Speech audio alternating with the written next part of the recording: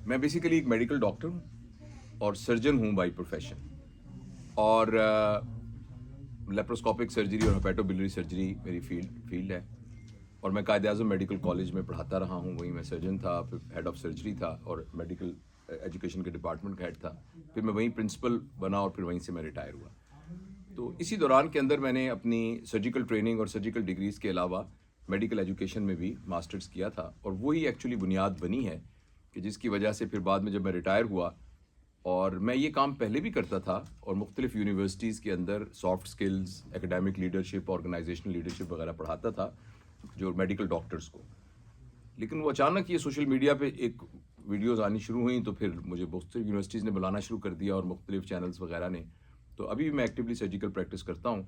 तो फिर साथ ये काम शुरू में तो बड़ा मज़ा आता था कि आप जाएँ, लोग आपको सड़क पे पहचान लेते थे, कहते हैं आपका सेल्फी बनानी है और ये वो आहिस्ता से बढ़ता है। लेकिन जो ही ये मैं इसको और आगे होता गया, तो सडनली मुझे एक दिन एहसास हुआ कि ये तो बहुत इंटेंस रिस्पॉन्सिबिलिटी का काम है। आप किसी शख्स को कोई खाना पका के देते हैं, कोई कोई कुक है किसी रेस्टोरेंट में, तो उसकी रिस्पॉन्सिबिलिटी है खाना साफ़ होना चाहिए, हेल्दी होना चाहिए, बीमार ना कर दे। एक डॉक्टर है, वो एक सर्जरी करता है, एक दवाई प्रिस्क्राइब करता है, तो उसकी बड़ी रिस्पॉन्सिबिलिटी है कि वो दवाई सही हो, सही डायग्नोसिस हो, उसकी डोजेज सही हो, उसके साइड इफ़ेक्ट्स का उसको पता हो। तो जब आप कोई बात करते हैं और लोग बात को सुन रहे हैं और उसके ज़रिए से आप लोगों के माइंड को इन्फ्लुएंस कर सकते हैं और ख़ासतौर पे यूथ को इन्फ्लुएंस कर सकते हैं, तो मैं तो बहुत डर गया और मैंने कहा इस तो बहुत ही रिस्पॉन्सिबिलिटी का काम है कि आप कोई ऐसी बात मुंह से ना निकाल दें जो कि लोगों पे नेगेटिव। फिर मैंने इस फील्ड को पढ़ना शुरू किया। मैं I think they can hear me very well और इफ यू वांट असल में रेडियो भी है साथ तो ओके फाइन। इसका भी इको ख़त्म कर दीजिए। हाँ, थोड़ा एको या ओके ओके फाइन, अच्छा फाइन। तो उसके बाद फिर उसकी एको इतनी ज़्यादा है कि वो ना ओके अब ठीक है। तो उसके बाद ये है कि फिर मैंने इसको बाकायदा एक सीखना शुरू किया और इस सिलसिले में I think we can do without mic, that is quite disturbing. See, I don't want to hear myself. I wonder why you are hearing me, listening me. तो इसको बंद क्या प्लीज बंद कर दीजिए। हाँ, तो उसके बाद फिर मुख्तलिफ जगहों पे मैं बात करता रहा। फिर जाके मैंने आइडेंटिफाई किया कि मैं अपनी इस स्किल को, या जो स्किल कहीं अल्लाह पाक ने जो एक नेमत मुझे दी और एक पॉसिबिलिटी दी, मैं इसको कैसे एक्सप्लोर कर सकता हूँ। और मैंने जाके देखा कि बहुत ज़्यादा मसाइल हैं। अच्छा, शुरू में ये हुआ कि मैं तमाम मसाइल पर मैंने बात, जो मुझे सब्जेक्ट आते थे उसके बारे में बात करनी शुरू कर दी। लेकिन कुछ अरसे बाद मुझे ये पता लगा कि जो एरिया, क्योंकि अब मेरे पास वक्त कम है, हम सबके पास ही वक्त कम है वैसे, I am 61 years of age, तो मैं समझता हूँ कि मैं अपना जो greater part of my life में यहाँ से गुजार चुका हूँ। तो जितना वक्त बाकी बच गया है, तो मुझे बहुत ही ना अक्लमंदी के साथ वो वक्त गुजारना चाहिए। और अल्लाह ने कोई नेमत, कोई स्किल दी है, तो कहीं मैं उसको ज़ाया ना करूँ। तो मैंने जब नैरो डाउन किया, तो मैंने ये देखा कि दुनिया में पढ़े लिखे लोगों की कोई कमी नहीं है, तालीम याफ्ता लोग मौजूद हैं, स्किल वाले लोग मौजूद हैं। जो असल प्रॉब्लम है कि तरबियत की बहुत कमी है। ये तो इस सोसाइटी के अंदर के, मैं 4-5 दिन से लोगों से मिल रहा हूँ, तो मुझे प्रॉब्लम समझ में आ रहे हैं। हमारे पाकिस्तान में तो कोई भी मरबूत निज़ाम तरबियत का है ही नहीं। यानी एक लड़का जिसको हमने कहा कि इसको एफएससी में बड़े ज़बरदस्त नंबर आने चाहिए, एमडी कैट का एग्ज़ाम पास करना चाहिए, इसको डॉक्टर बनना चाहिए, और हमने डॉक्टर बना दिया, वो मेडिकल कॉलेज में डॉक्टर बन गया, वो बड़ा ब्रिलियंट था, उसने पार्ट 1 कर लिया, ट्रेनिंग में चला गया। और एक लड़की जो बड़ी ब्रिलियंट थी, उसने लम्स यूनिवर्सिटी के साथ कोई आर्किटेक्चरल डिज़ाइनिंग में कुछ कर लिया। तो एक की उम्र 23 साल की थी, लड़की की 22 साल की थी, तो उनका रिश्ता आया, तो उनकी शादी कर दी। उनको हमने इतना कुछ सिखा दिया, वो पैसे भी कमाने लग गए, लेकिन हमने उनको ये नहीं बताया कि जब तुम जिस घर में जाओगी ना, वहाँ एक औरत होगी, उस औरत का नाम होगा सास, और 4-5 और औरतें होंगी जिनका नाम होगा नंदे और देवरानियाँ। तो एक दफ़ा तुम्हारी सास ने जब ये कह दिया कि लम्स के पढ़ने का क्या फ़ायदा, बर्तन तो वैसे के वैसे पड़े हुए हैं, और तुमने ये कहा कि ये बात तो मैंने ज़िंदगी में कभी सुनी नहीं थी, तो हाउ कम कि मुझे किसी ने कह दिया, मुझे तो कभी किसी ने ये बात नहीं की। और इसी तरीके से वो जो लड़का है, उसको नहीं पता कि उसको एक लड़की घर में आई है जो कि उसकी बीवी है। और अस्सलाम वालेकुम। ठीक है, बहुत शुक्रिया सर।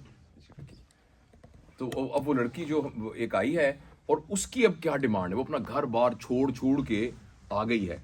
तो लड़के के तो घर में तो कोई तब्दीली नहीं आई, वो तो जैसे घर का निज़ाम चल रहा था वैसे ही है। एक लड़की वो पूरा सब कुछ छोड़ के डिस्कनेक्ट होके आ गई है, तो उसके क्या साइकोलॉजिकल प्रॉब्लम हो सकते हैं, उसके क्या सोशल प्रॉब्लम्स हो सकते हैं, तो ये तो हमने उनको सिखाया ही नहीं।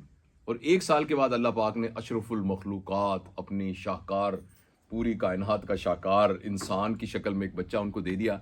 अब उनको बिल्कुल नहीं पता। उस लड़के को तो ये पता है कि क्लिनिकल मेथड क्या होते हैं और उसको सर्जरी की ट्रेनिंग दी हुई है। लड़की को भी हमने आर्किटेक्चर डिज़ाइनिंग सिखाई हुई है, लेकिन उसको, और ये बाय हिट एंड ट्रायल, उसने देखा दादी अम्मा क्या करती थी, अम्मी क्या, तो उससे एक कुछ जगहों पर अच्छी रवायात मौजूद हैं तो वो अच्छे तरीके से डेवलपमेंट हो गई, और जहाँ नहीं मौजूद वहाँ फिर डिज़ास्टर हो गया। फिर थोड़ी देर बाद लड़ाइयाँ झगड़े शुरू हो गए, और उस सब का सफ़र जो है, वो जो 1 साल का बच्चा आया है वो है।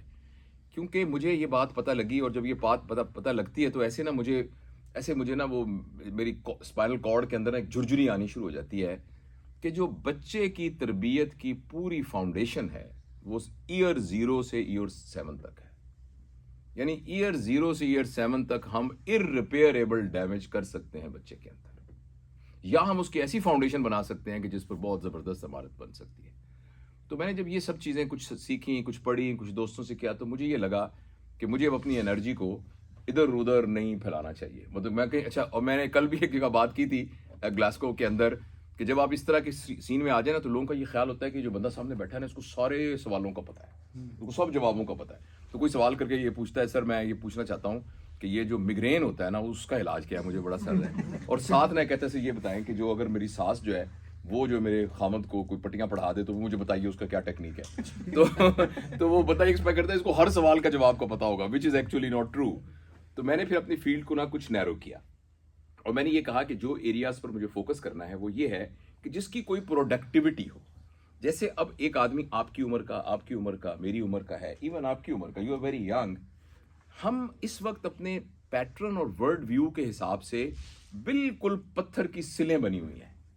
हर पत्थर के अंदर एक मुजस्समा मौजूद होता है, लेकिन उसको छीलने के लिए बहुत मेहनत करनी पड़ेगी। मगर वो जो बच्चे हमारे पास दुनिया में अल्लाह पाक औलाद की शक्ल में देगा, वो बिल्कुल ऐसे ना मोल्डेबल आटे की तरह है, उसको आप जैसे मर्जी मोल्ड करके उनके पैटर्न को बना सकते हैं। तो मैंने ये सोचा कि मेरे टारगेट जो हैं वो एडल्ट यूथ भी नहीं है, मेरा टारगेट जो है पोटेंशियल पेरेंट्स है। यानी वो बच्चे बच्चियां जो अभी मैट्रिक में पढ़ रहे हैं, जो ओ लेवल में सर्टिफिकेट के हैं, जिन्होंने अभी माँ बाप बनना है। तो मैं ये नहीं कहता कि 60 साल वालों की तरबियत की जरूरत नहीं है, 40 वालों की जरूरत नहीं, मगर मैं मुझे फोकस करना चाहिए। तो मैंने फिर इस काम के ऊपर ज्यादा मेनली फोकस किया। अपार्ट फ्रॉम, मैं लैप्रोस्कोपिक ट्रेनिंग भी कराता हूँ, वर्कशॉप्स वगैरह, और जो मेरी जो और टेक्निकल वो सारी चीज़ें हैं जो पढ़ाई से मुतल्लिक और मेडिकल एजुकेशन से, लेकिन बेसिकली इस पर फिर मैंने काफ़ी सारा फोकस किया। मुख्तलिफ स्कूलों में, कॉलेजेस में, मुख्तलिफ इदारों में पेरेंटिंग के कोर्सेज वगैरह भी कराए, और मुझे ये लगा कि ये एक एरिया है जिसके ज़रिए से हम एक इम्पैक्ट क्रिएट कर सकते हैं और अपनी आने वाली नस्ल को कर सकते हैं। अच्छा, मेरा ये ख्याल था कि ये पाकिस्तान का बहुत बड़ा प्रॉब्लम है, क्योंकि वहाँ लोग इतने पढ़े लिखे, उतने समझदार शायद नहीं है, उनका एक्सपोजर नहीं है। लेकिन मैं जब से यहाँ आया हूँ, I think this is a fifth और सिक्स्थ टॉक, ऑलमोस्ट एवरीबडी, अगर मैंने इस मौजू पर बात नहीं भी की तो एंड में हर एक ने मुझसे पूछा कि हम जरा ये बताएं कि मेरा 3 साल का बच्चा है और उसका ये प्रॉब्लम है तो उसका क्या करें, और मेरा 4 साल का बच्चा है। तो मुझे लगा कि यहाँ भी उतनी ही ज़रूरत है। और फिर यहाँ की कुछ, मैंने कल ग्लासगो में 2 बहनें थी, उन्होंने कुछ सवाल पूछे, तो मुझे लगा कि यहाँ के तो यूनिक प्रॉब्लम है जो कि बहुत वेस्ट के प्रॉब्लम है, और ख़ासतौर पर वो लोग जिनका मजहबी जहन है और जो अपनी रूट्स के साथ इंटैक्ट रहना चाहते हैं, और जो फेथ के साथ वो समझते हैं कि फेथ और स्पिरिचुअलिटी हमें अपनी ज़िंदगी के अंदर एक मेन ड्राइविंग फोर्स के तौर पर और सुपर शेल के तौर पे होनी चाहिए। तो उन लोगों को बड़ा प्रॉब्लम है, यहाँ के इश्यूज़ हैं। मसलन एक बहन ने मुझसे पूछा कि ये जो LGBT के बारे में मेरा बच्चा मुझसे डिस्कस करता है, मैं बताएं मैं क्या कहूँ। एक तरफ मैंने उनको ये ट्रेनिंग दी हुई है कि हमें लिबरल होना चाहिए, हमें ओपन होना चाहिए, हमें हर चीज़ डिस्कस करनी चाहिए, हमें अपने साइंटिफिक मिजाज के तौर पर करना चाहिए। अब दूसरी तरफ जब वो मुझसे सवाल पूछता है तो मैं डरने लग जाती हूँ कि मैं उसका क्या जवाब दूँ, और जब वो आर्गू करता है तो उसकी आर्गूमेंट मुझसे ज़्यादा स्ट्रॉन्ग है, तो बताएं मैं क्या करूं। तो मैं तो फिर तौबा फिर क्या करूं। तो मुझे अंदाज़ा हुआ कि इस तरह के बहुत सारे प्रॉब्लम्स जो हैं वो हैं। तो बस ये मेरी छोटी सी कहानी है सर। तो मैं ये अपनी सर्जरी करता हूं दिन में फॉर माई लिविंग, और बाकी मैं फिर मुख्तलिफ यूनिवर्सिटीज़ और कॉलेजेस में कुछ फॉर्मल वर्कशॉप्स हैं, कुछ ट्रेनिंग्स हैं, फिर ऑनलाइन के ज़रिए भी कुछ करता हूँ। और फिर ये हमारे दोस्त हैं मुबीन साहब और अली भाई, तो इन्होंने कहा कि आप ना यूके में आए, मेरी बेटी और बहन भी यहीं रहते हैं, तो मुझे कहा मैं thought it's a good opportunity कि मैं कुछ वक्त उनके साथ भी गुजारूंगा।